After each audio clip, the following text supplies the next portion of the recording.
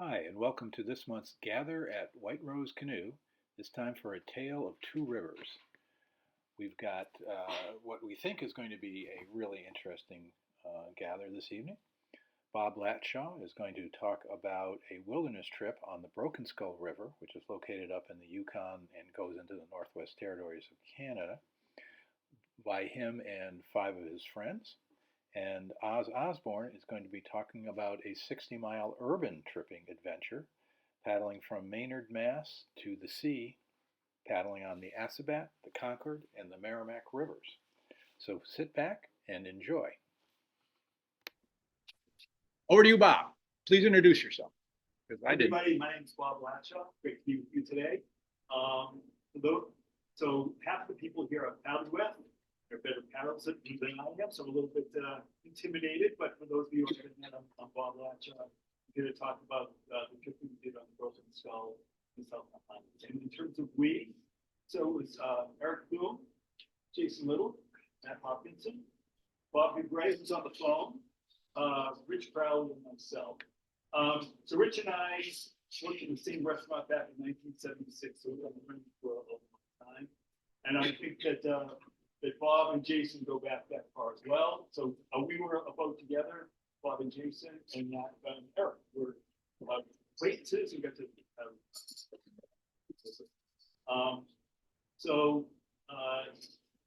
give you kind of a sense of the trip and how. So a little bit of background. I'm jumping right in. So Jason reached out to me in the winter of, not this winter, but last winter. He said, "Are you interested in doing a trip?"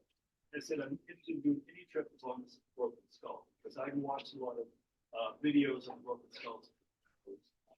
So he and I were kind of co-planners on the trip. Jason planned the gear, so he worked with Up North, which was the outfitter. He worked with Alcan here in terms of the flight and was kind of the driving force for the trip and organized it as well. I worked with the Park Service in terms of getting the permits and things like that, but putting together a calendar. So we had to submit a calendar to the Park Service about where we were going to be and when we were going to see. That was important. So that was my role. But everybody on the trip were equal partners and super helpful. So just to give you a sense of where the Broken Skull is, this is the trip we made. We flew from Boston to Toronto, Vancouver, and up to Whitehorse. And from Whitehorse, we were there for 3 days. I don't know about you guys, but when I watch a YouTube video, they spend an awful lot of time on, all the days leading up to the trip. I'm going to go pretty fast with that part. If you want to know about the planning, we can talk about that afterwards. So we spent a few days in Whitehorse getting groceries. And then from there, we took a van ride up to Mayo. And so that's a remote area from which we took a floatplane, and that dropped us into Divide Lake. And that's where we started. That's where the Broken Skull River trip starts, is on Divide Lake. And from there, we paddled over the course of 2 weeks to Virginia Falls. And that was our takeout. And from Virginia Falls, we had a floatplane take us back out and bring us home to Whitehorse. That's kind of the itinerary. And so to give you a sense of where we are, so the Broken Skull is in the Latshaw National Park Reserve. So there's a fairly new park that was put together. The Broken Skull, I'm not going to get these dates exactly right, but it's a fairly newly discovered river in terms of going on it commercially. I would say for maybe the last 8, 9, 10 years, it's been something that people have been going on in terms of a well-published trip. And that then goes into the Nahanni National Park. So we went from the Broken Skull into National Park. There's a lot of different characteristics to the Nahanni River. Upstream is a very white water section. The section that we went on was pretty placid as rivers go, and then you can take that all the way further on Virginia Falls. I just found this to be interesting. So when you get up there, it's interesting to find out that the Northwest Territories is larger in area than Texas and California. But in that whole area, there are 44,000 people, half of them are. So when you're out there, you're really, really out there. And so we landed in Whitehorse. If we had a little bit more time, we could talk about the fact that of 6 of us, only bags for 4 of us arrived. And we were in a panic for about a day and a half, wondering if the other guys' bags were going to arrive. So we spent a lot of time making sure that if we needed to, we could have bought more. But we were ready to go. This is the gear that Rich and I had for our boat. And it's just a way to also talk about from a gear perspective, we've had a lot of different approaches. So I was brought up using Blue Barrel. So that's kind of the way that I have. Okay, but for some other gear we had, waterproof bags. Jason and Bob were big on duluth bags, right? So we just had a variety of different approaches in terms of the gear that we had on the trip. And so as I mentioned, we had to take a 6-hour van ride from Whitehorse up to Mayo. So there's 6 guys, we're 3 boats. So what we had 2 17-foot boats, and in one of them we had nested 16-foot boats. So what they do is they take all the thwarts out of one of the boats, they push a 16-foot boat into a 17-foot boat, and that's flown in. And what you get to do is when you arrive, Matt and Eric's boat, I think, is the one that put back together. So that's something you do once you arrive there. I did the copper mine 5-6 years ago. We was very displeased to find out that they had used the wrong parts when we arrived. So we just kind of do a lot of improvising. So here we are up in Mayo, a very remote town, and this is where we're going to go ahead and plane from. This is Rich and I from our tent. So you can see this is a point for a lot of folks that want to do trips like that. So here we are with Al Canier. Flight in was about 2 hours, I think, to fly in. Now, I know that there are folks like Jonathan that are big aviation buffs. I'm not one of those people, but often people want to know what kind of plane were you in. So we were in a Turbo Otter, and it was serial number 10. What they told us was that the ones 1 through 9 were kind of done kind of freehand. And number 10 is what they did all the jigs out of. So every other plane after this plane is was modeled after this, and it was built in 1953. So that was interesting. So here we are on the plane flying in, and this was kind of an interesting sign to see. Mosquitoes get the window, it can fall out. So this is not a pressurized plane. And so the windows are also emergency hatches. So you don't want to push on the window too hard because it could pop out. So we arrived at our destination. So here we are at the Divide Lake. And so this is where the trip starts. It's kind of a height of land. And from here, you'll see that the Tourism Bureau made sure there was a broken skull waiting for us. And that's a moose skull there waiting for you. There's another one you can see that I've got to believe that the Tourism Bureau put there for us. We were the first trip in that year, okay? And so, but we were not the first visitors there. So there's a wolf track that we found on the beach when we arrived. And so here we are setting up camp. It was a super windy situation. You don't see a lot of trees. So one of the things that I'm going to just do like a little 2-minute thing on later on is our use of tarps. That had to be really kind of important in terms of what we did. But Matt was the first one to come up and use the tarp really, really well and set it up in this delta fashion, so we were able to cook it. And so here he is with the pride of ownership with the accent. But you'll see it worked out really well because it was so windy. We were able to go ahead and cook under this and not be bothered by the wind at all. Okay. In this location, we had to look over a backpacking stove because of the fact, first of all, there was a lot of driftwood for us to use and also kind of tender ground. But this is really the only place we could do that. In terms of meals, we had 3 boats and we had 15 nights. So what we basically did was on night 1, boat 1 cooked for everybody. On night 2, boat 2 cooked for everybody. Night 3, boat 3 cooked for everybody. Just rotated. So that's kind of the way we went. And this is a chicken and dumplings recipe that I got from my mentor, Dave Conley, and it came out really, really well.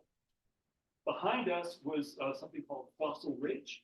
And so we walked up to the top of that ridge, the day hike before we get started.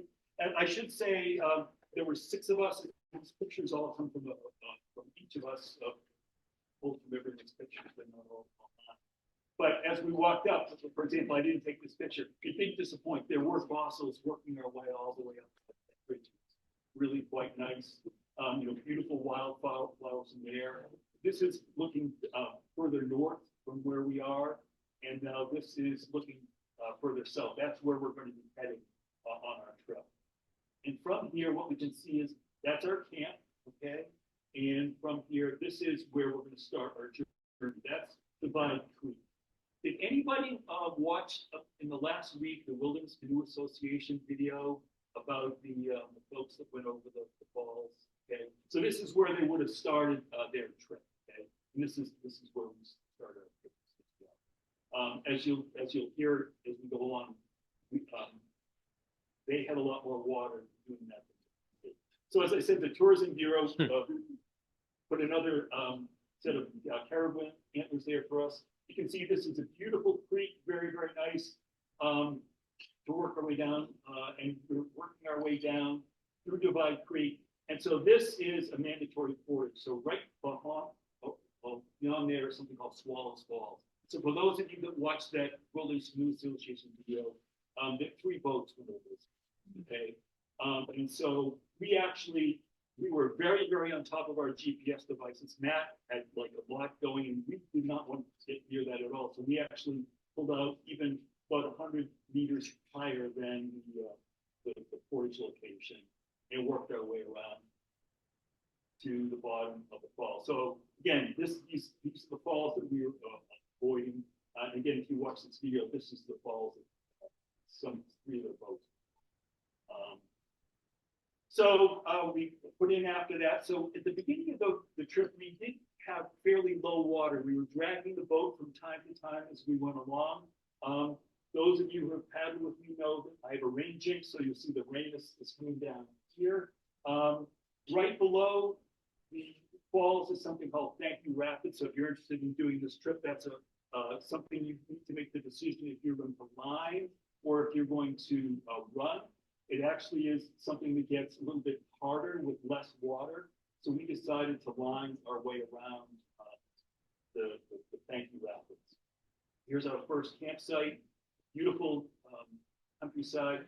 So this is the way that we cooked every other night on the river. So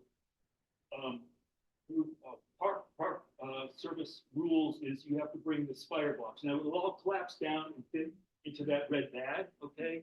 But you want to have a very small footprint in terms of what you're putting on the ground. So all you have is a small burn spot.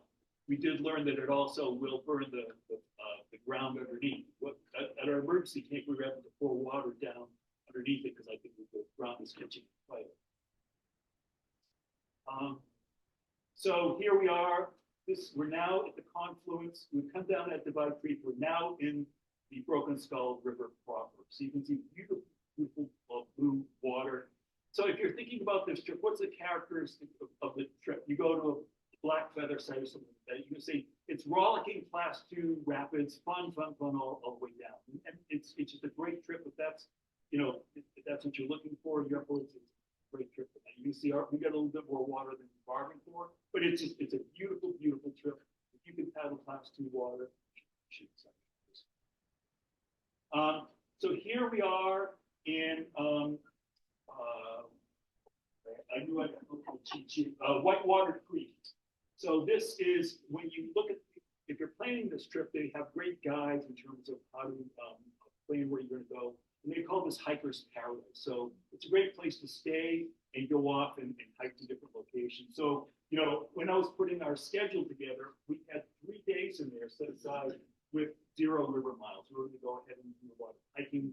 And this is one of those places. But just so once again, there was a wolf there and a bear had come by. You'll see we didn't get to see a bear along the way. This beautiful, beautiful location, incredible scenics. That's out my tent back door. It's great to see. It's very, very, very.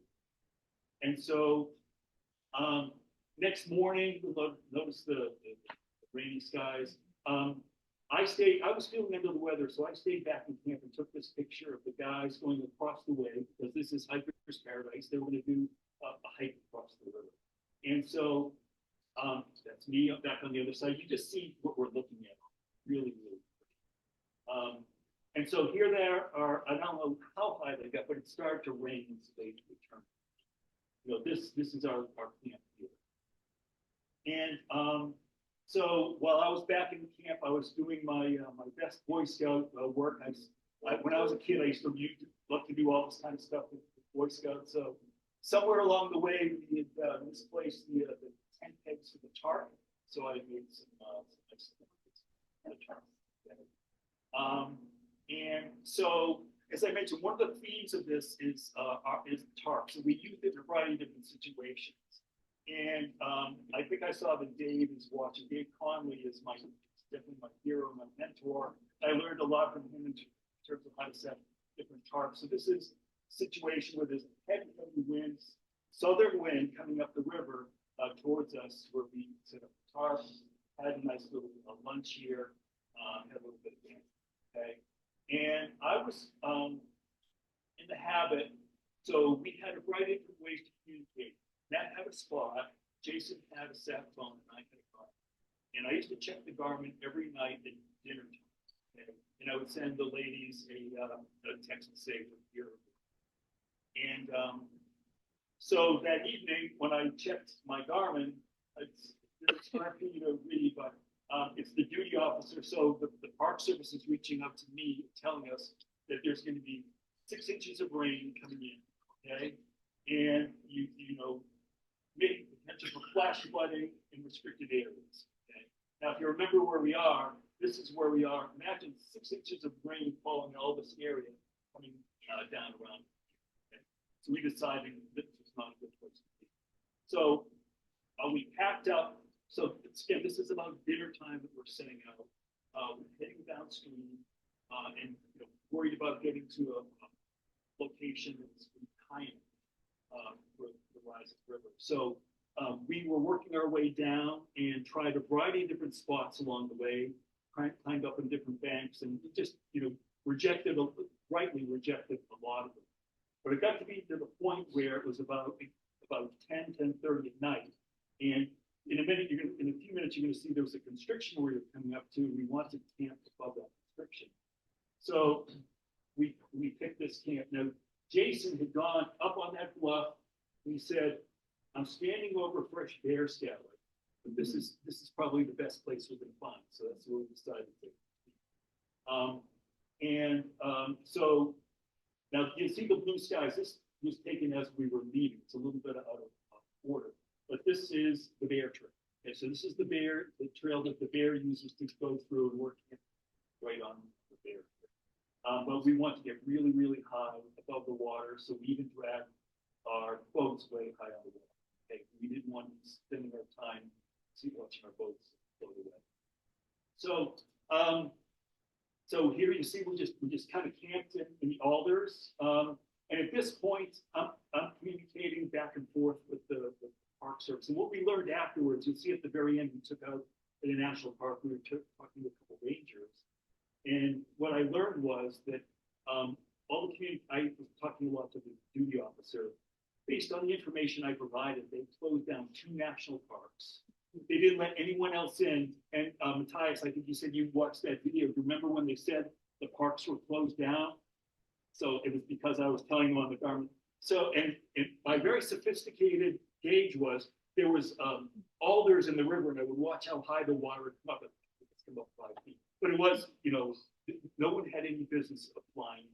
So they stopped all incoming flights. So imagine you're an outfitter like a Black Feather or something like that. You've got a bunch of paying clients, and you're telling them that. So it was rather a difficult thing to do that. That's the other thing that we found out was they said. So remember, I picked up the message at dinner time. They said, if we didn't hear from you soon, we were going to send helicopters.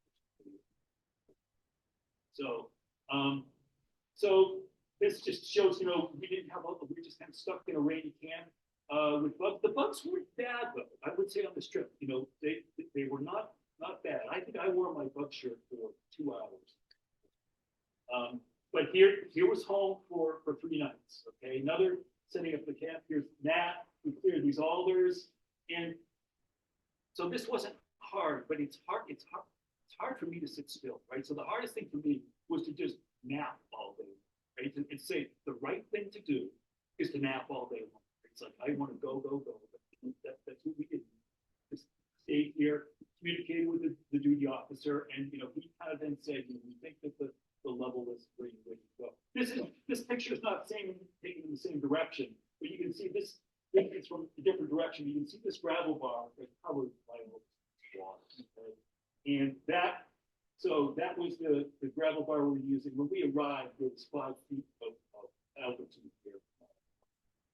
Gravel bar. We were in an area called Landslide Alley. And as we were taking our naps, right, you would just listen to rock slides coming down here. Luckily, we were a little bit further downstream, but you just sit there, you take a nap, and you hear landslides coming down with all the water that was washing things down. And you see that beautiful blue river is now all very, very silly. So as I said, we were camped right on a bear path, so the bear did oblige us, okay? So it was a mama bear with a cub, okay? And of course, she knew we were there and didn't want to have anything to do with us. So she came along and went down on the river and was taking her little cub along. And cute picture right there, okay? And one of the interesting things was we didn't get out.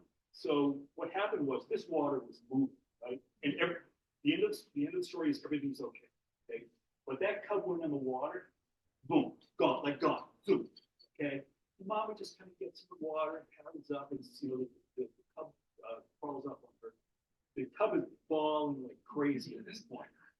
And then there's braids working all the way across. You can see the water up in the willows and the alders over there. And she slowly, grabbed it by the scruff of the neck, because he didn't want to go in there, took it over on the other side. So it's kind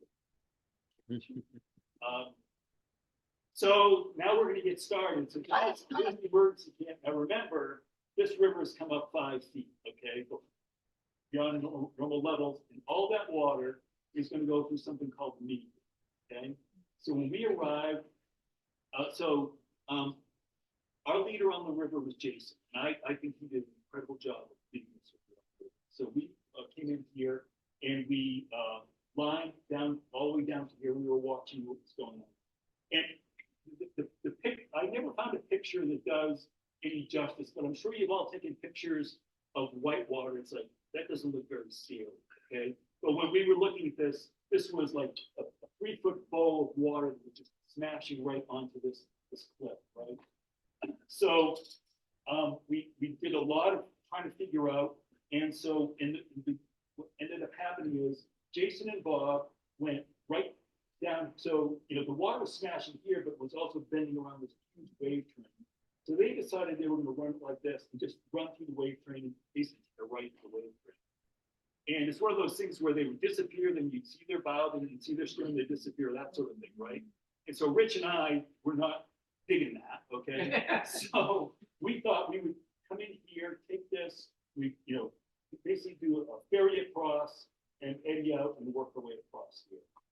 Well, that works well with an empty boat, but we've got to here, and we didn't lean well enough. So Rich and I went over it, okay? And you have to realize there are trees that big around, 10 feet long, that all the driftwood that was up here is now spinning around in that eddy.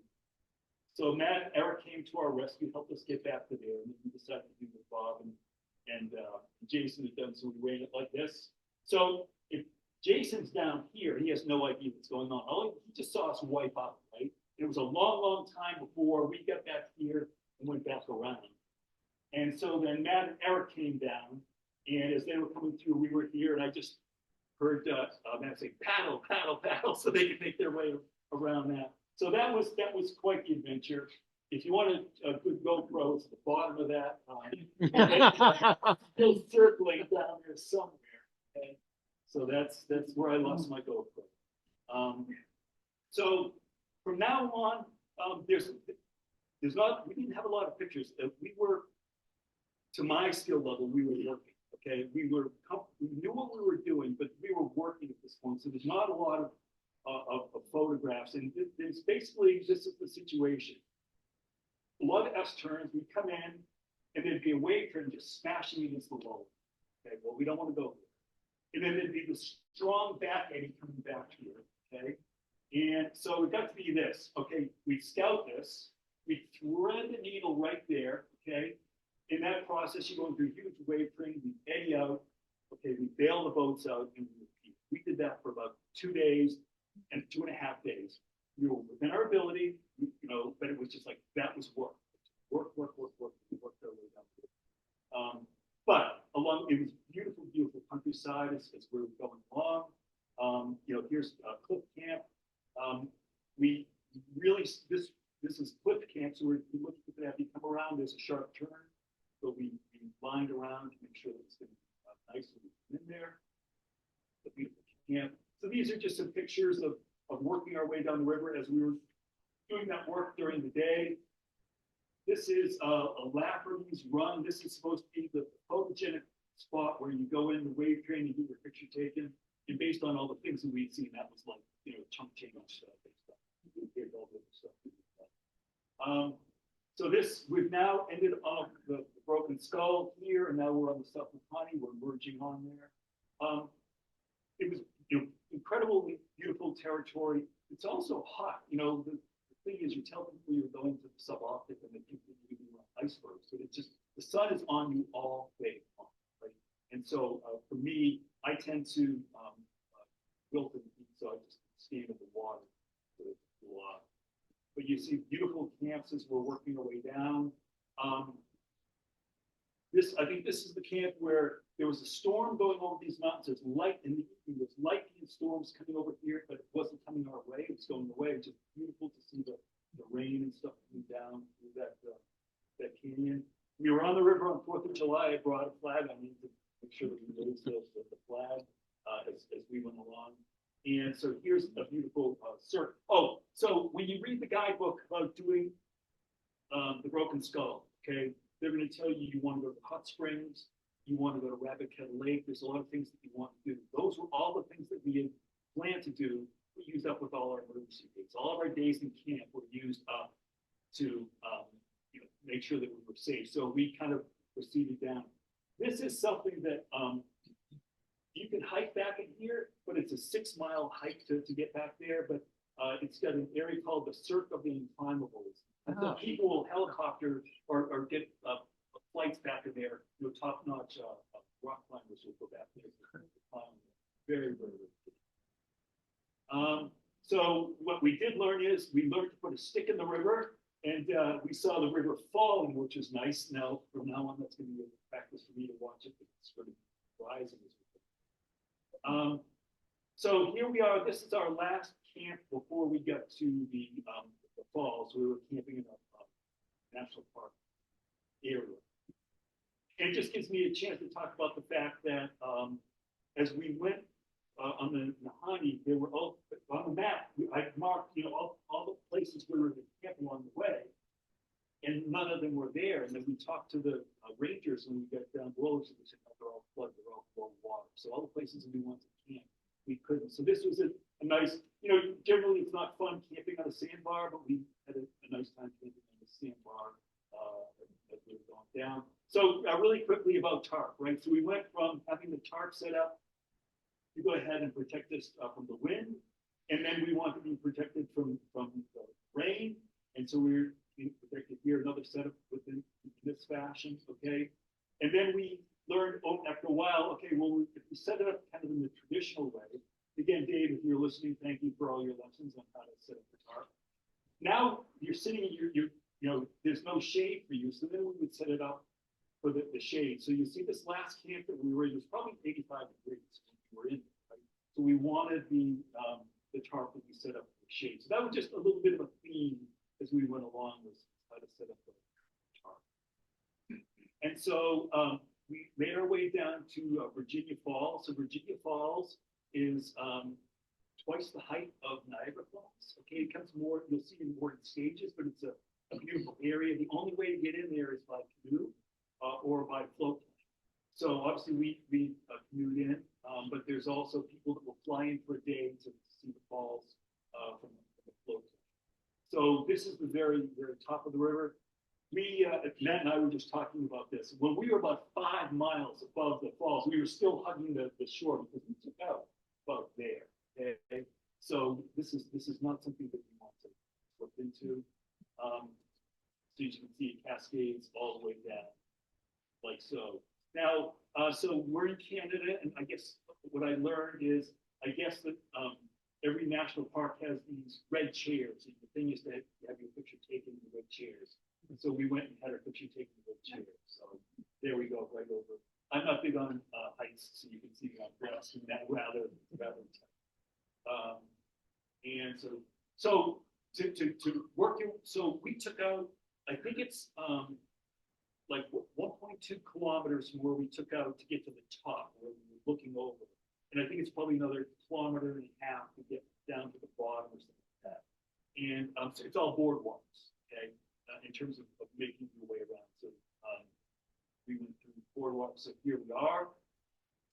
These were the park rangers that were there. They were very helpful in helping us understand the area. We had a fun night where we did First Nations games. So we had different games that they would play, and it was just kind of a fun thing to do. So they were very helpful to us. So we're now flying out. So this is our campground is about there. We were there for 2 days. But you can see where the different float planes we come in. So this is the flight as we're flying out. You can get a sense of what we're looking at. So that's something over the fall. So the guy that had our float plane, okay, he had never flown in before. Okay, and we heard his motor. So we're here. Okay, our camp is here. We heard his motor. We didn't see him. He was flying right over the water. Okay, and then we saw him come up above the water and we said, how many times have you done that? He said, the first time. So these guys are like the view. They're very, very smooth. And so this is just a view of Virginia Falls as we're flying out. And that's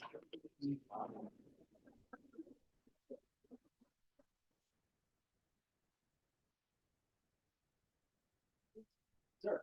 Is that anywhere near the Fuel River watershed? I don't know. Yeah. How big was the town in New? Okay, so it was Eric's, and it was that the special outfit. It was a 12 by 12. 12 by 12. Okay. 12 by 12. It's made by. It's not just like any old one. It cooks. Yeah. Oh, yeah, it's cooked. yeah. Get it through boundaries. Yeah. Pardon? Get it through boundaries. Okay. Okay. It had like a pocket in the middle. Yeah. Yeah. Okay. Yeah. I was wondering, that action happens, is that a Hudson Bay? It's Hudson Bay style axe. Yeah, it's a snow and Neely. Snow Snow and Neely. Yeah. And then, what type of backpacking stuff? I just had a whisper light. Yeah. So I prefer white gas just because it's easy to get. You don't have to deal with canisters. Matt and I can tell you all the places to shop in Whitehorse for things. So it's a gas station across the street that had white gas. I didn't know this. So I walked to a Canadian Tire about 3/4 mile away, bought a gallon of white gas, brought it back, went across to the gas station to get something to eat. They had white gas right there. So we can tell you all the grocery stores to go to. I have a handful of questions. Sure. I'll start with what you had said that stove contraption Yeah. was required. Yeah. Was that required even if do people go in with just white gas stoves, or is it just? If you're going to have a fire, Yeah. you need, yes, Yeah. But you could go in just with a white gas stove. But yes, Yeah. But I'll tell you, driftwood is abundant. Yeah. So it's Very not an easy. issue. So then I'll just give you the 3 questions. What average water temp? Okay. The amount of sunlight? I assume it was most of the time. Yeah. And then what were your precautions with bears, and Sure. especially in terms of food? Yeah. So for water temperature, I couldn't tell you, but I would say probably until like that last camp, I think I had a dry suit on the whole time. Okay. So if we went back to the second picture, you'd see Rich and I and Matt wore dry suits. Bob, Jason, and Eric would have a Farmer John, you know. But as we got further down, when it'd be flat water, we would just wear nylon. Yeah. Second question. Well, and it was sunlight. Sunlight. You could read a newspaper in the okay. So it's a sort of thing where you didn't need your headlamp. So the thing is, you think about just you go out, you rake in the yard, right, and you walk in the shade and how much cooler that feels. You know, the air temperature is the same, but that radiant feeling. So that's the thing. The reason I took that day off is I had heat exhaustion just from being in the sun. Like I tend to not like the heat. So you have to watch out for this. Lots of light. Bear precaution. We had bear spray. You know, we keep a clean camp. We didn't have a shot. You know, but you didn't need to worry about like bear containers for the food. No. I think we all put our food in blue barrels. So I think we want at least to be critter proof and difficult to get into. But as you saw, we came across that mama bear. She was a brown bear, right? Yeah. She was a brown black bear. Right. That's what I mean. I don't mean a brown bear. She was a black bear. But she was brown. So there was a lot of discussion in camp about was it a grizzly or was it not? But they have both up there, Yes, right? they Yeah. do. Was that stove, did you rent that Yes. Yep. from the Park Service? From the Outfit? from up north. The outfit. Yeah. Pretty much any outfit. Dan? Were you using the Garmin service that comes with the reach? And did that give you any?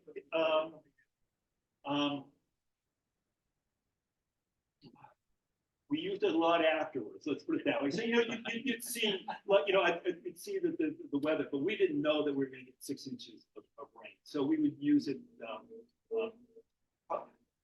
not to that level. Was Do it? you have any idea how long after that storm the water came back? So I will tell you. So that storm probably happened on June 28th. Okay, June 28th, June 29th, and 30th was probably when we were laid up, something like that. Those people of the Wilderness Canoe Association that swept over the falls, they were there on July 3rd. The water was still really hot. So it was at least 3-4 days after we were out there. And for us, so again, we were in emergency camp for 3 days. Then we put on the water, and it wasn't rollicking class 2, right? It was like white knuckle. I don't know my classes, but it's certainly not class 2. So, Was just sir, What was your longest portage? well, we did Swallow Falls. That's a Swallow Falls. Yeah. We lined Thank You Rapids. Yeah. So the falls was our only portage. Yeah. No, there was another one. It was on River.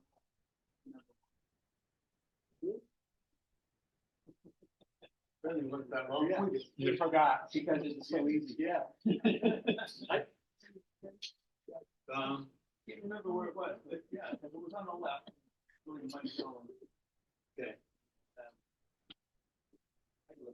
Okay. Okay.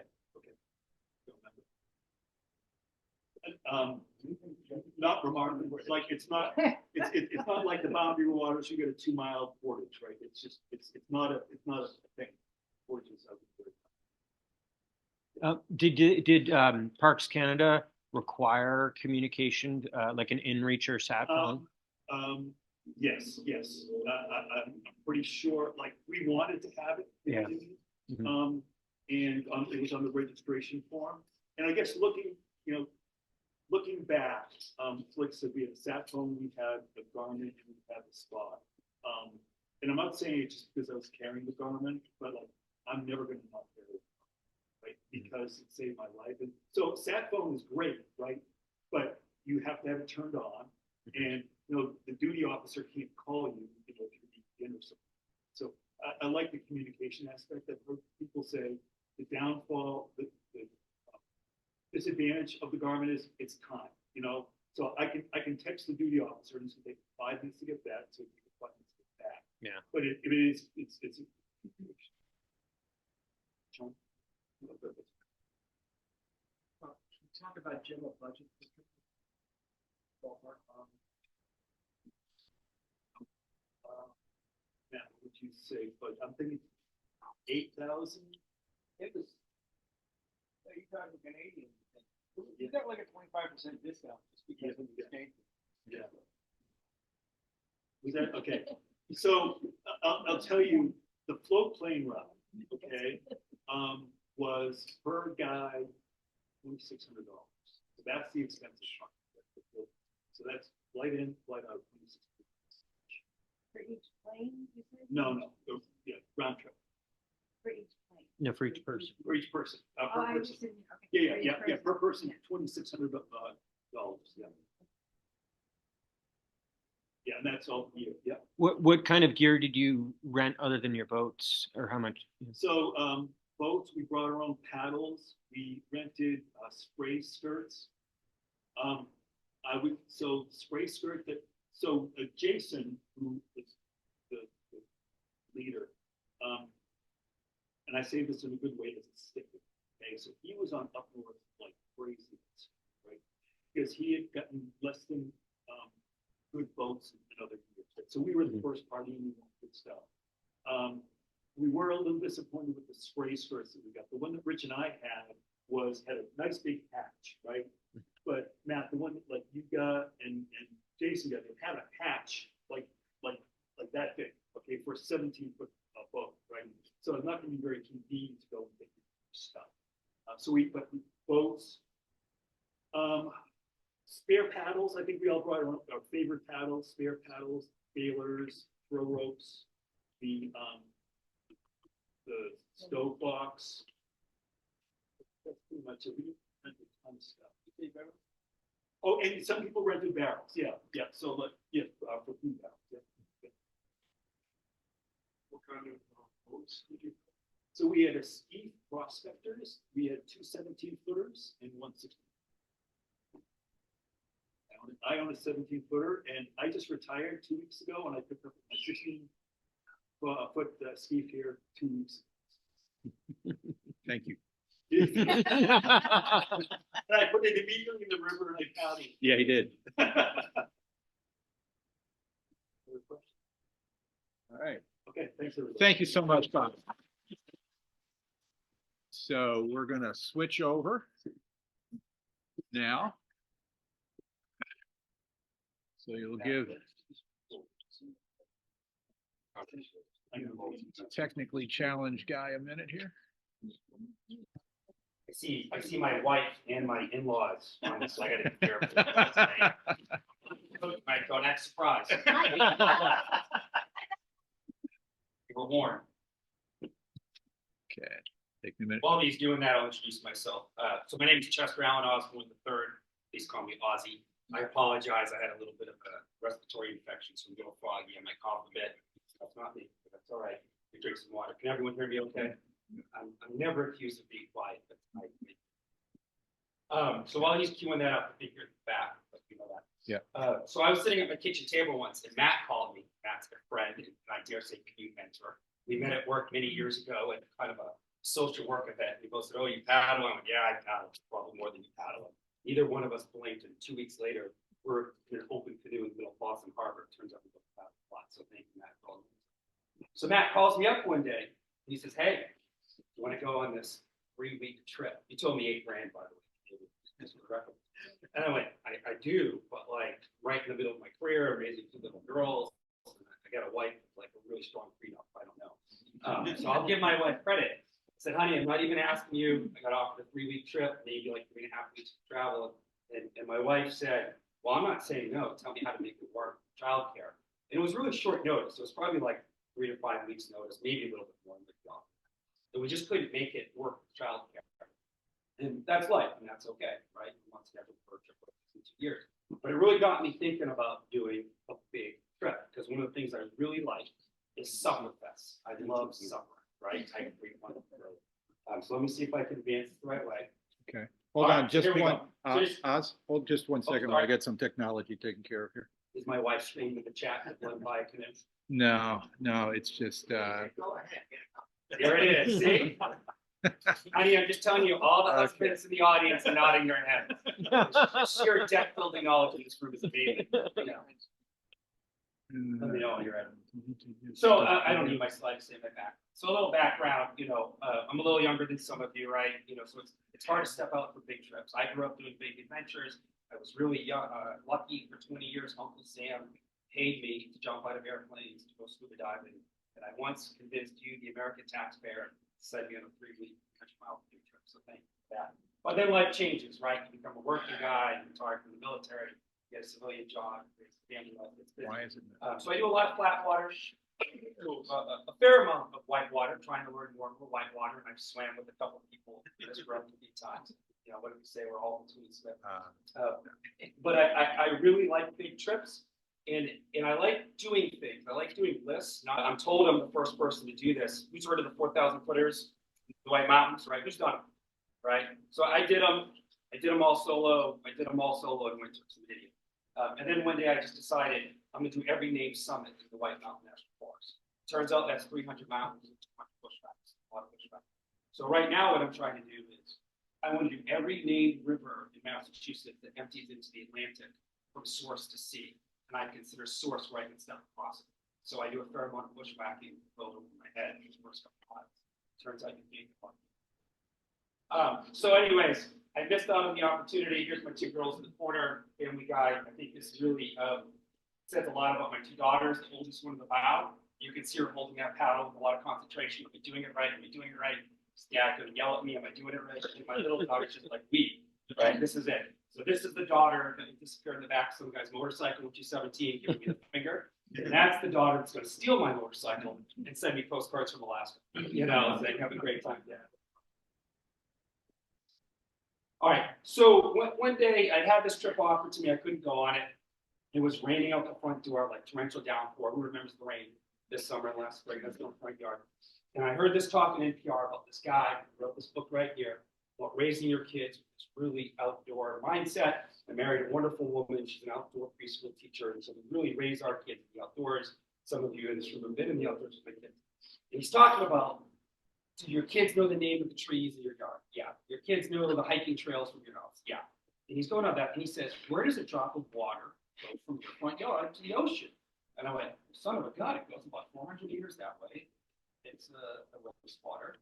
It makes a left, it makes a right, it goes in the Assabet, it goes to the Market, it goes to the Merrimack. I said, I can do that. So just take a second and think for yourself. I don't know where you all live. I assume 2 hours a year. How does a drop of water get from your front yard to the ocean? It's kind of an interesting thing to think about. So I said, I'm going to do it. So I looked at my wife and I said, do it. She said, you're stupid, you're crazy, but okay. I said, all right. So I started planning it out. This is the trip, 2 days, 3 rivers. I just said those. 62 miles. I had a 3.5 mile moving average, which is the 2 back for an old guy. 4.3 when I was moving. 4 portages, a total of 5 miles of portaging, which I thought was significant. I tried to count for bridges. I work for a Department of Transportation. And bridges are a really important thing in my professional life. It was way too many bridges to count. We didn't talk about that for hours. And it was 17.5 hours, 17.75 hours in the boat. The interesting thing that I found about my time, I've gained a lot of weight since I retired out of the military, but my paddling time is the exact same pace as my ultra marathon time. I used to really like running 33-mile trail runs, and it's the exact same pace, which I just thought was something magical. It's like the pace humans are meant to move over distance on. So that was the trip. So I started doing a lot of map reconnaissance of this, and I couldn't actually figure out how long the trip was going to take. It was 60 to 65 miles. It kept varying every time I measured it. Does anyone know what the coastline paradox is? If you're going to measure a curve, it's like, how tight do you measure that curve? And so that even started to factor in my planning. I said, we have some big paddles. My biggest paddle day was 76 miles flat water. That was a really big day. And I said, all right, this is going to be 2 days. So I started kind of scouting around the Lowell area, looking for a place to camp. Has anyone ever looked around Lowell for a place to camp? We're going to get to that. There's a lot of people camping and they're pros. Yeah. And I don't want to get into any socioeconomic stuff. We've all had tough times. I've spent a little bit of time in my youth on house myself. But I started debating with myself what pistol I would carry if I was going to sleep in these spots, which made me think you're probably not looking at the right spot to camp there. So we'll get to where I did later. I needed some Goldilocks water levels because I needed enough water in midsummer in the upper Assabet. I live in downtown Maynard that can get really bony, but I needed to figure out the tide problem. And I bet a lot of people in this room know what tidal bore is, right? You have tides start coming up a river. Well, the thing with the Merrimack, who's paddled in the lower Merrimack? Show of hands. So like the first 30 miles are tidal. So I started realizing I couldn't find a single trip report of anybody that had gone Great Stone Dam all the way to the ocean one day. Many people do it in segments, but what I realized, you could actually hit 3 different tides on that trip. And I couldn't find any data to say, could I even paddle against an incoming tide in some of the choke points? We'll get there. Turns out you sit on a treadmill for an hour and go nowhere. So I really started planning. That's a little snapshot of that. By the way, this is not going to be as good as fun. So this is the trip right here. I left my house in Maynard, Massachusetts, just a little bit west of Concord. Went up to Lowell. First big giant portage there, down to Merrimack. See where that line goes back and forth a little bit. That's me fighting a tide and headwind going absolutely nowhere. I can make my road advantage go 6.7 miles an hour in a straight line. I spent an hour for 100 feet because it's all private land. That's going to take so I had really great conditions. I had really good temperatures, mid-August. It was like high 70s, low 80s, mid-wind, actually a little bit windy. Water levels were perfect. I took off. This was me leaving like, I think 6 in the morning, which is late for me. I wake up at 4 a.m. That's my front yard. And my wife is looking. I'm like, God love my wife. She puts up with me. She goes, where's your truck? And I said, my truck's not here. My truck's in Newburyport. Greg, raise your hand. The day before, Greg met me here at Newburyport to leave my truck at an undisclosed location. They are not in the business of letting me leave a car there overnight. But I knew somebody. We went and had dinner, so portage across quite anywhere for dinner and 2 cocktails. And then he drove me an hour home and then an hour himself home. And she goes, how are you getting to the put-in? I go, honey, I'm going to carry my boat down to the river. It's really important to trace the path of water. Like, she got a little tear in her eye, like a little quiver. I look at honey, it's not going to be that deep. It's okay. She goes, no, it's just that you're so stupid. Why would you drive to the canoe place? It's like 5 minutes away. Why do you have to walk? She goes, I know, but why do you have to do it? It's the drop of water on it. So off I go. Start walking. So that's our little house, and that's about 400 meters, half a mile down there. So there's the Assabet River. But this is where I actually put in. And we were kind of in flood state. And so it was about 4 feet wide and about 6 inches deep. And then I started pushing my way through. And then immediately got into some like briars, like the stream. And then I was overhead holding onto my boat, swimming. And then I swam out to the beautiful Assabet and turned around. And that's when I paddled out to the river. So I feel really good that I actually traced the path the drop of water takes because I went right over my stormwater pipe.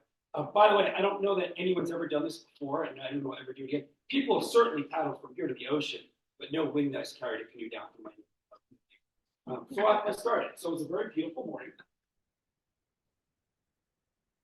And I, 1 second, please. I hit my first portage in a half mile, and this is why my wife thought I was so foolish. She's like, why wouldn't you just drive a half mile down and start at that end of our street? And I said, this is really important to me. And I did my first portage. You just kind of know, I don't know if anyone's familiar with this, that the Stop and Shop in Acton. The river is right here. And so it's like a 200-meter walk, but because of the way the retaining wall is, there's nowhere to get out of the river. There's also a river right here. Bob, you and I pulled up, we're about to go right to there. But there's signs all over here that says no trespassing. So my very first portage, I canoed like a half mile. And I had a half-mile portage uphill, downhill to get in the water. So it's very committed. That's very committed to doing this, what I consider the alpine. So off I go. It's a lovely morning. I had no one else taking pictures of me. Anyone ever do a long solo trip of any kind, hiking, backpacking, motorcycling, kind of like, it's just you and your thoughts, right? Which is a really great thing and a really scary thing. We didn't maybe sing a lot of really good songs. I feel like it's stunning. And off I go. So probably about 6 or 7 miles in, one of the few pictures someone took of me, my in-laws were on this call, met me at North Bridge in Concord, Massachusetts. There were no redcoats this day. A lovely cup of coffee and a donut. That was a really nice break. And that was the extent of the human interaction I had that day until I got to camp. So we stopped, we had a quick coffee, and I probably was a peach tree. Coffee went. So look at that picture. That's me approaching. That's me leaving. Do you notice the difference? What's the difference? Other than that, I've got a couple calories on board. Didn't see it? CF. Oh, good man. Yeah. So I bought for myself my first carbon paddle. Anyone use one of these things? Holy cow, I almost lost it. First sit switch I did. It flew up in the air and switched to the side. I couldn't believe it. What a good place to put your money. Speaking of which, look around. What a beautiful shop. Thank you, White Rose Canoe. This is a great place to leave your money, folks. I just want to say that. So thanks for being such a host. So off we go. Some great pictures. Thank you, Penny and Charlie, for that stuff. Taking a picture.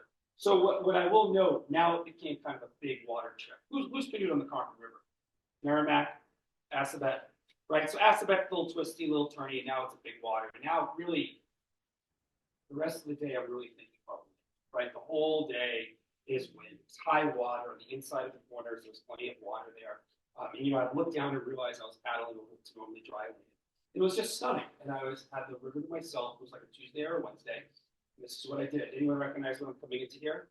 What is it? Is that the in North in North Billerica, the mill there? The mill, right? So this is an endangered photograph, I hope, right?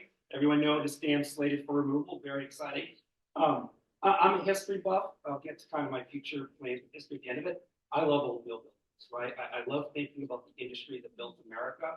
I don't love dams. I like that we're removing dams. And to be honest, like as a transportation and energy professional, I'm starting to think, well, if we have all these little dams, maybe we should be doing microelectric generation. They've been there anyways. These things have been here for a century in the common memory. The first dam I portage over actually makes electricity for the town of Concord. The dam's been there 125 years. Mother Nature's adapted to it. Kind of a beautiful thing, if you ask me.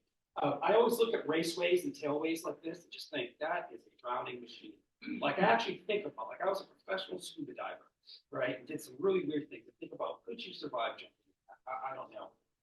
I do really think about when this dam's removed, what it's going to be like to run that for the first time.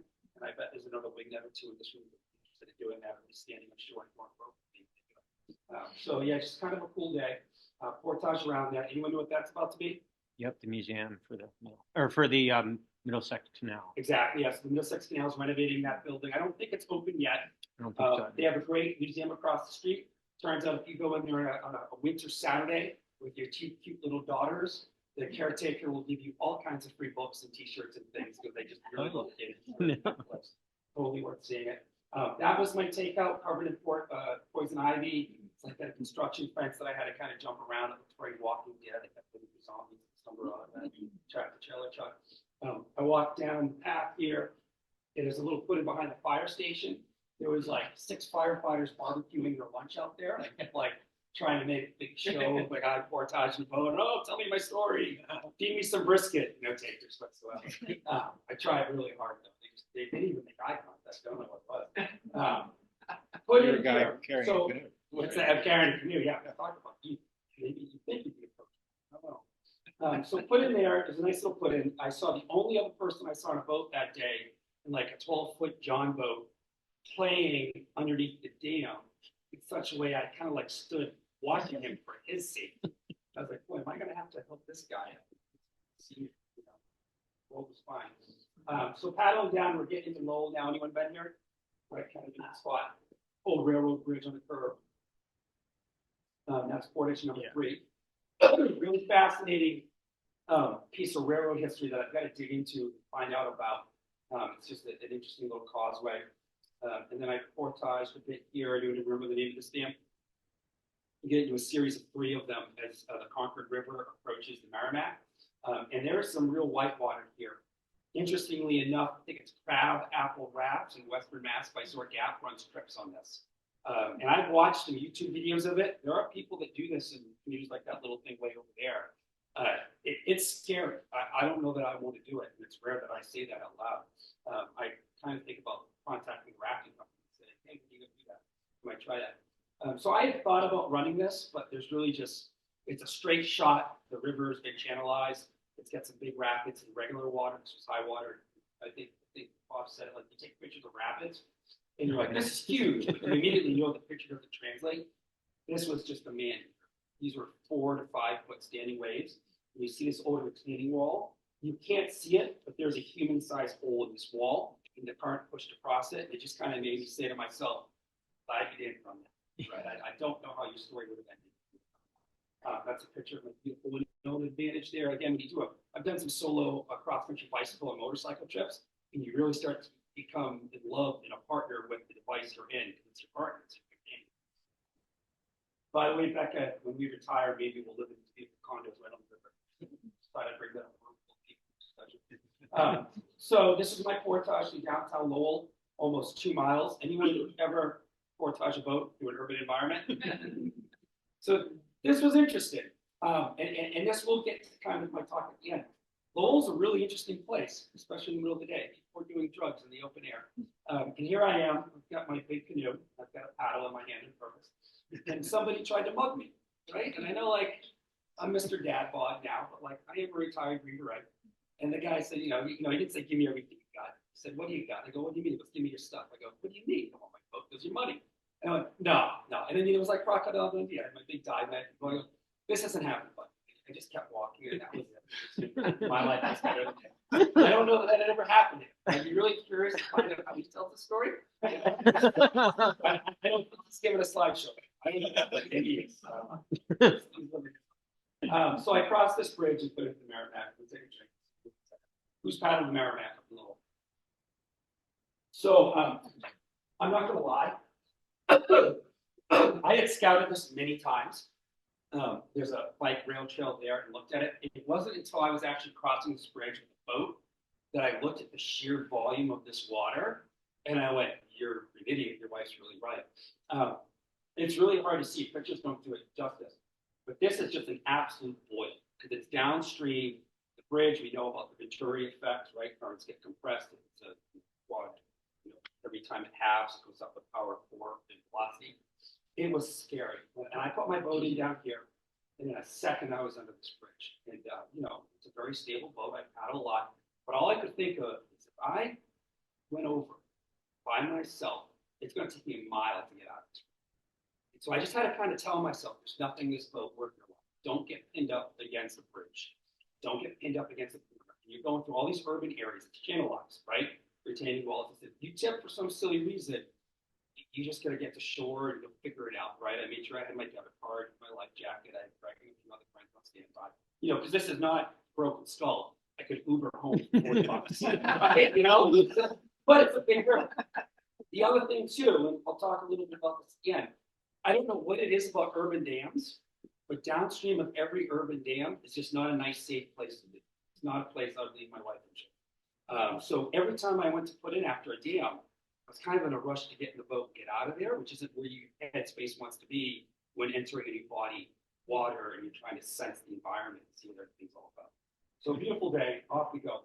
I will say one thing about this, very little trash. I was shocked. Going through Lowell, Lawrence, I thought there'd be so much trash.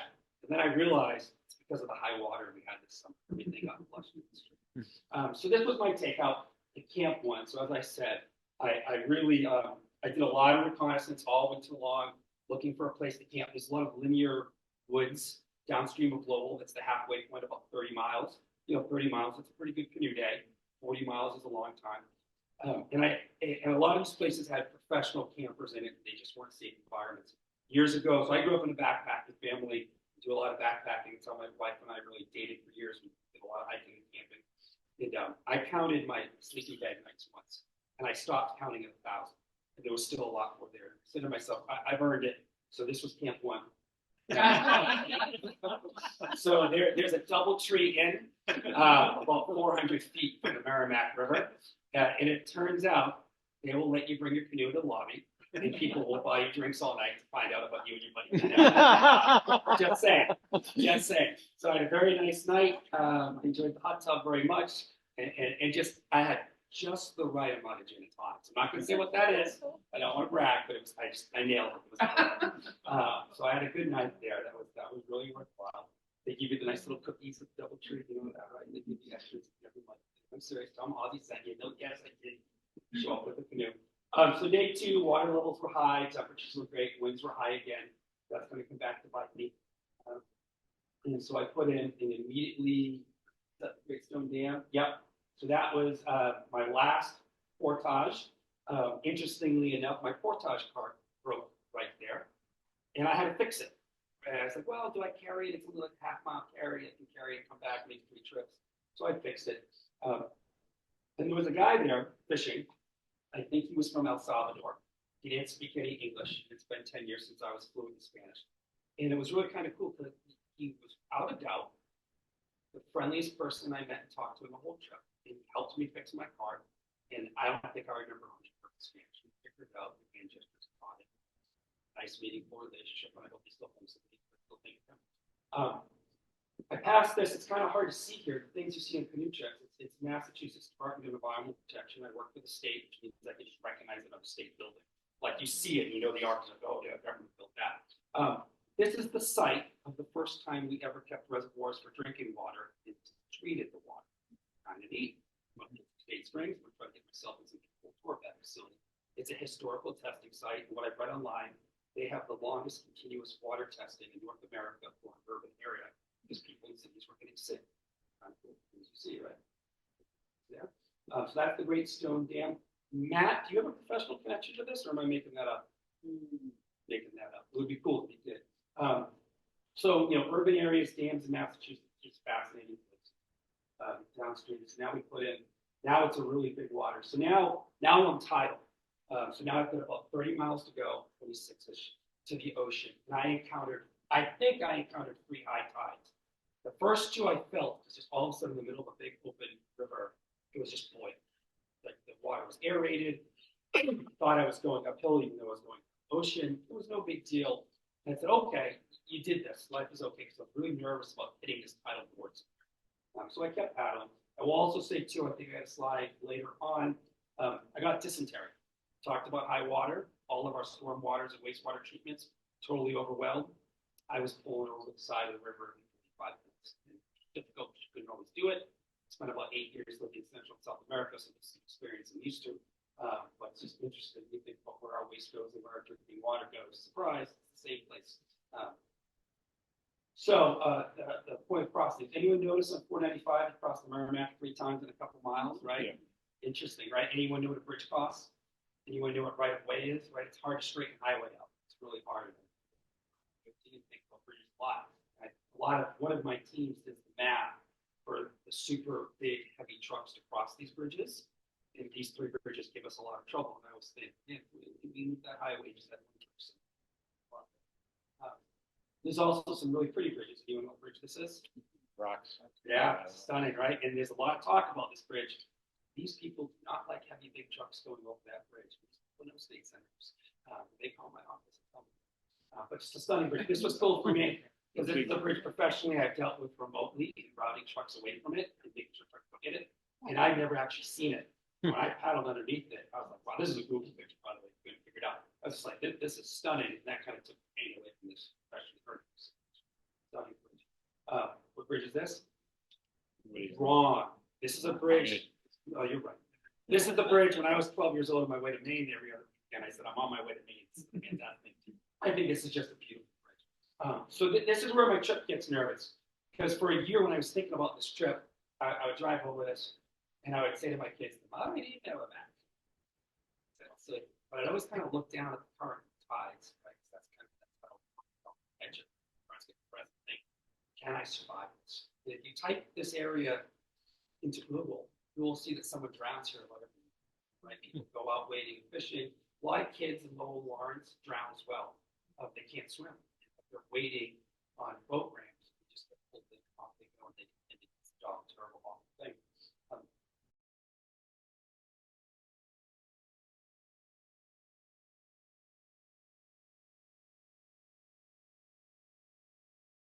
So I pulled in here. Does this have a laser on? So I did a lot of planning around this, and a lot of reconnaissance, because I was nervous here. Who's paddled in this area? Anyone ever paddled this? Kind of dicey sometimes, right? I've come out here striper fishing, and it was glass. I've come back striper fishing in a 20-foot boat. We could barely get in, right? It's nuts. So I had to kind of ask myself, where was I in this trip? But I also had to figure out this part, right? So you come under the chain bridge, which is just a beautiful bridge, great part of American engineering. I've ridden over it with my kids on bicycle. And I went this way. And I'm not embarrassed to tell you that was a mistake. That was a mistake for a couple of reasons. that channel gets a lot tighter.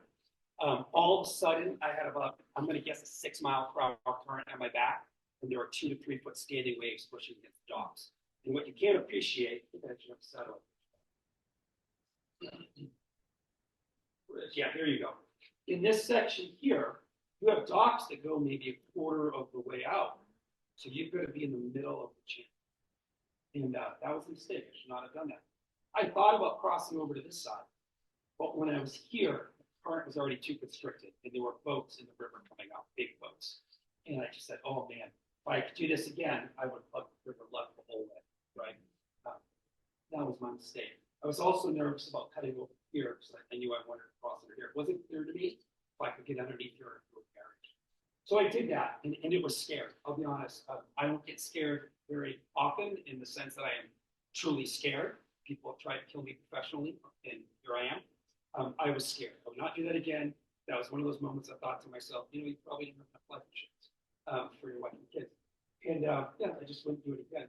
I had a fish and game cop, a friend of mine, had his coworker who works this area talking to me on the radio and standing by. He was supposed to be in the boat that day. He was going to use me as a training exercise all the way out to the ocean. He was going to accompany me whenever I got too scary. He would rescue me. I jumped in the boat. He got to check his box and say training. I got accompanied out by an environmental protection officer, game cop. And he called me. He's like, "Oh man, I'm working a case. I'm out on the water today. But hey, you call me and I might be there in 2 hours." I was like, so I got through it. I did it. It was scary. I wouldn't do it again. I don't even know if I'd really do this again. Certainly not by myself. Maybe with somebody else. So I took out in a position I will not name because they asked me not to, but there might be a hint somewhere there. A picture where I took out and where I spotted the car. And I had to walk away to shuttle my car. When I came back, the fishing game cop was standing there. He goes, "Oh man, I got over here. You okay?" I'm like, "Oh yeah." And I explained to him my full chart and I showed him what I did. He goes, "Oh, it's funny you say that. I was at a town meeting last night. And the town's going to make an ordinance, no paddle craft, and go through this park." So I can affirm that decision. So I pulled out, and that was it. That was the most eventful part. The last mile was the only really scary part. 1 second. Here comes the takeaways. So it was 2 days by yourself, and you get to thinking about a lot of things. You sing a lot of million songs. So I did a lot of thinking about water, right? Life-sustaining water. I had this British special operations commando survival instructor years ago. He said, "Ozzy, you got to remember, water's duplicitous. So you absolutely need it on the outside of your body. 4 days without water, you're dead.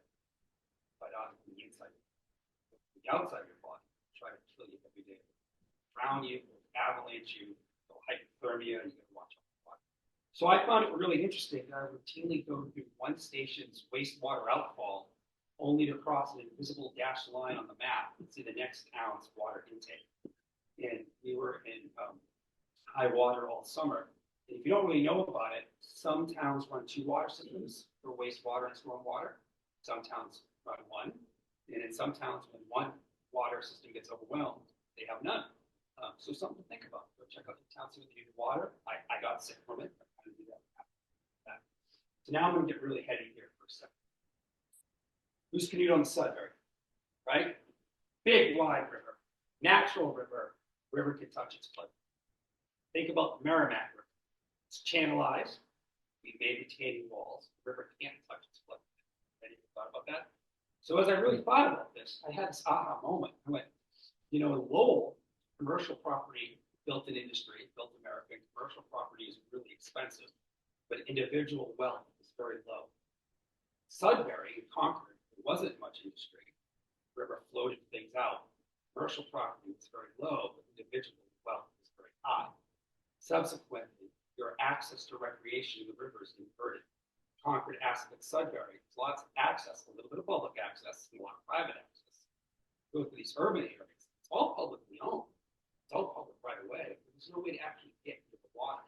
And I would paddle by these kids like playing football in the street. They're next to this great resource of the river.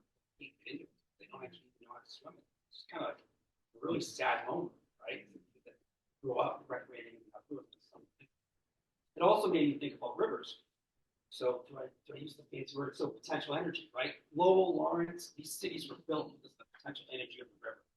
First, it fell down through gravity and turned to wheel energy, landfills. Later, that water was used for steam, power equipment, and then it also moved goods and mountains. So I really started to think about how is it that a city like Lowell had all this industrial capital? The moment we don't need that resource anymore, it doesn't look that way, right? Concord looks a little bit better. It never really relied on that for the same thing. So I started thinking about my kids. I don't know about you, but I think about what my kids. That's slide in the interest of time. Think about what kind of world my kids will have when they're my age. What kind of world they'll have when they're like, my wife's parents' age. My parents aren't with me anymore. And it like bumps me out sometimes. Right? You kind of think about Elon Musk, kind of weird guy, right? But anyways, being a 2-planet species is a lot better than being a 1-planet species. These are 2 interesting books worth reading. And if you really read anything about exoplanet humans, we have one real problem. And we have a lot of problems. We have one real big problem. It's radiation. We go to live on the moon. I think my kids might get a chance to live on the moon. If not my kids, certainly their kids. We've got to solve the problem of radiation. We can do that 2 ways. We can live in tunnels, right? And pile dirt on top of our heads until we figure out how to terraform a planet and make those fields. That's a long-term way. So it gets me kind of thinking about, we set these cities on the mirror map because we needed that water power. Then we didn't need them anymore. Happened to it. So wherever we set our first habitats on the moon or Mars, we're going to do it because there's lots of tunnels there and caves and soil that we can dig in. But at some point, that's not going to be important to us anymore, right? We'll terraform the atmosphere to block that radiation. So what will become of those locations, right? Maybe we should think about a longer term view when we settle in Mars, not just the first 25 years, but the first 200. So I'm lucky. I'm a wounded or disabled combat veteran, which means I go to state school for free. So my retirement plan is to retire and then go get a free PhD and think about that very problem, right? Basically get paid to so that's it. Thank you very much for putting up with me for a little bit. Thank you to my wife in case you're there. Questions, comments, concerns? Yeah. When they pull out the dam by the Middlesex Canal Museum, is there any fear that loss of, or, I mean, how will that affect the recreational use of the river in terms of now you don't have retainment of? Yeah, so as a layperson, but I volunteer with a lot of friends of river organizations. So I'm trying to remove them right now. There used to be a lot of nervousness about all the contaminants you would set loose. A century of industry behind that dam. And it turns out the river is really good at cleaning itself really quickly, shockingly quickly. But to your question, there's a lot of modeling on that one, and they can kind of project how far back up. It's not a hard thing. You look at the elevation of the dam, you look at the elevation of the river, where those 2 match, that's going to become looking like the river density of the dam for us. So that river is going to change. I've looked at some modeling different rivers before and after, and we never did it. Right, the rivers often end up depositing sediments. So that's a long way of saying I'm not sure, but yeah. The bigger question is for the land abutters. Is that their land or is that public right? To read a deed, usually said you need high water. Follow up. How is that that takeout there? Do you take out right by that parking lot upstream of where the new museum will be? Yes, I took a river left. Yeah. It's covered in poison ivy. There's a big granite block, and there was like a construction fence that didn't stay on the inside of it just trespassing. So there is a takeout river right, but to me that got a little close to the sluiceway. It made me a little nervous being by myself. Again, dams are funny things, right? There are dams that pull you in a half mile away. The other dams you can paddle up to, stand on top of the boat, go down, and drop the kid and get him off the boat. So I chose that side of safety. Yeah, but not a good place for families. No, I would not use that as a put-in or a takeout. Yeah, an interesting question. Most of this trip, except for the Merrimack, I had paddled every bit of it. They are in back, scouted out. I didn't do the Merrimack for a lot of reasons.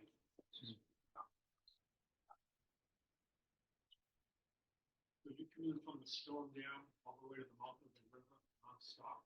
Yeah, I got out of the boat. I got knee deep in water once. And there's a bay past uphill of the chain, downstream of the Rocks River Bridge. There's a big open bay there.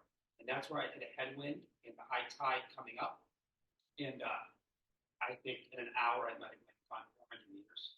And it was just all wet marsh, nowhere to stand, all private docks, and none of it looked inviting. It was like a Wednesday. I kept hoping someone would walk out on the deck and start going, oh, come have a Foster's and hang out with me to the dungeon. Nobody did. And then just after that, I think what happened is I think two tides on their way out collided. So that's kind of what happens, right? You have three tide periods going up the river. They start to come back, and they get out of phase or in phase. I think two tides got in phase, and I got it very fast and flushed out, which is scary and fun. Stayed on the Gales Island in April. Mm-hmm. Yeah. I stayed there multiple times with students. We always go out to tide shop. Make sure we run the right tide. So it's kind of like River Right is where it presents. I stopped there for a little bit. So I did get out of the river there. I took a break there. That's a lovely little spot, by the way. That really pretty. Saw some deer. Anything else? Thank you very much. You're still considering doing all these slips thing?